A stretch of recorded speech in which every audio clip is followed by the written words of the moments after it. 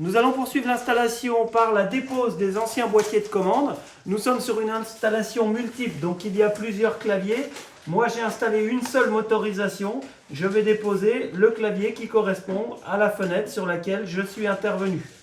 On pourrait imaginer de débrancher les fils. Là, de toute façon, on est en train de supprimer l'installation.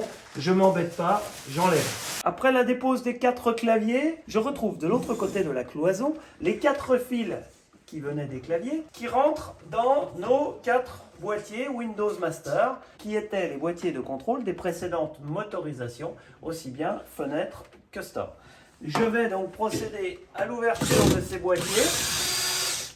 À préciser que si nous avions une seule fenêtre en panne, il aurait été possible de moderniser une fenêtre et puis de laisser les autres tant qu'elles fonctionnaient avec leur ancien boîtier. Il n'y avait pas de problème sur ça. Mais en l'occurrence, sur ce chantier-là, on est sur une modernisation totale de l'installation.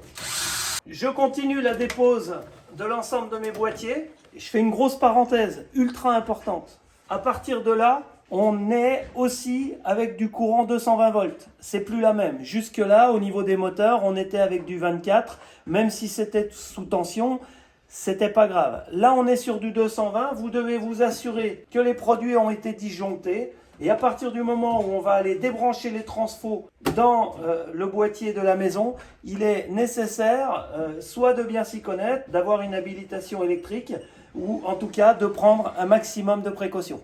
Voici l'envers du transfo, de l'ancien transfo, de l'ancien boîtier de commande. On retrouve notre câble multibrin qui vient de la fenêtre. Celui-là, on va le conserver, il va nous servir. Donc, je les coupe à l'entrée du transfo. Les autres fils ne vont plus nous servir, je les coupe aussi. Ceci, c'est le fil qui vient du clavier. Et ici, on a notre alimentation 220. Je vais la couper, c'est un peu barbare, mais je me suis assuré qu'il n'y avait plus de courant. Comme ceci, pour déposer mon transfo. Je vais procéder de la même manière pour mes 4 transfos. Voilà, la dépose est terminée. J'ai préparé mes 4 paires de fils venant des 4 fenêtres. Je vais maintenant procéder à la pose des boîtiers de transformation et de commande dits KUX 110 de chez Velux. Simplement un support mural. Je viens le présenter, une vis, une visseuse. Mon support est posé. Le boîtier, lui, viendra tout simplement s'accrocher sur le support comme ceci, une fois que j'aurai branché le câble.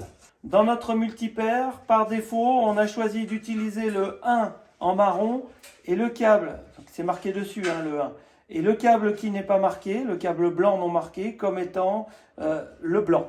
Je vais donc venir mettre le blanc dans le moins, ici, et on vient visser là, et je vais mettre le marron dans le plus. Je m'assure du bon serrage, évidemment. Je fais passer le câble par son emplacement. Je fais aussi passer le câble d'alimentation par son emplacement, comme ceci, bien à plat. Et je vais pouvoir venir clipper mon transfo sur son support. Clic.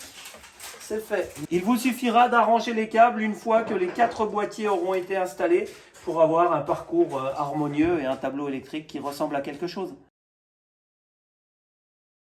J'ai terminé l'installation des boîtiers de commande KUX 110. J'ai raccordé au tableau électrique. Je suis toujours disjoncté. Il me reste simplement à mettre le courant. Je prends le clavier fourni avec le kit, il est déjà préappairé, vous n'avez rien à faire. Il suffit d'enlever la languette et là vous demandez l'ouverture de la fenêtre.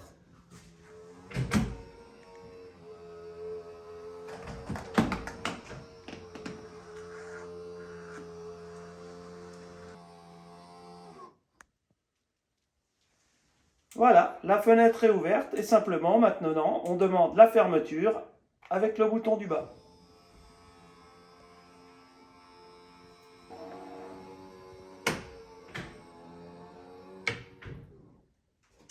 Voilà, j'espère que cette vidéo vous aura plu, j'espère qu'elle va vous aider à envisager la modernisation de votre installation domotique ancienne. Si vous avez la moindre question, une hésitation, etc., n'hésitez pas à nous contacter TagFonster sur le site internet, via le chat ou bien au téléphone. Dans tous les cas, vous pouvez liker cette vidéo. N'hésitez pas également à aller voir nos autres vidéos et à les partager. À très bientôt!